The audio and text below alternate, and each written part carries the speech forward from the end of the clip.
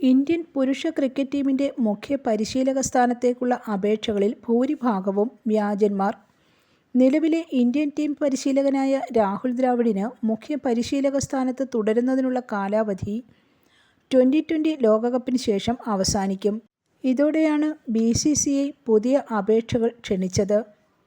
അപേക്ഷിക്കാനുള്ള സമയപരിധി തിങ്കളാഴ്ച അവസാനിക്കാനിരിക്കെ പുതിയൊരു തലവേദന നേരിടുകയാണ് BCCI. പ്രധാനമന്ത്രി നരേന്ദ്രമോദി, അമിത് ഷാ, സച്ചിൻ ടെണ്ടുൽക്കർ, MS ധോണി തുടങ്ങിയ പേരുകളിലുള്ള വ്യാജ അപേക്ഷകളാണ് പരിശീലക സ്ഥാനത്തേക്കുള്ള ഒഴിവിലേക്ക് ലഭിക്കുന്നത്.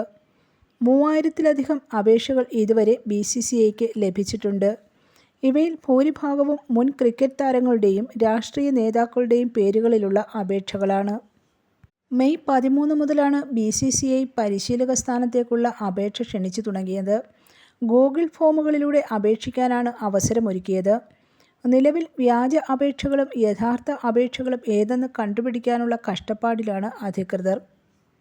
വ്യാജ അപേക്ഷകരെ കൊണ്ട് ഇന്ത്യൻ ക്രിക്കറ്റ് ബോർഡ് പൊറുതിമുട്ടുന്നത് ഇതാദ്യമല്ല.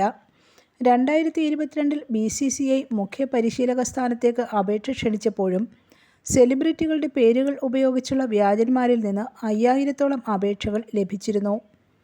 മെയിലിലൂടെയാണ് സാധാരണ BCCI അപേക്ഷകൾ ക്ഷണിക്കുന്നതെങ്കിലും ഇത്തവണ ഇതിനായി ഗൂഗിൾ ഫോമുകളാണ് ഉപയോഗിച്ചത്. അടുത്ത മാസം USA-യിലും വെസ്റ്റ് ഇൻഡീസിലും നടക്കുന്ന 2020 ലോകകപ്പിന് ശേഷം പുതിയ മുഖ്യ പരിശീലകൻ സ്ഥാനമേൽക്കും.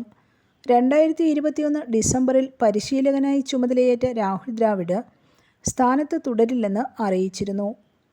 News desk press Malayalam.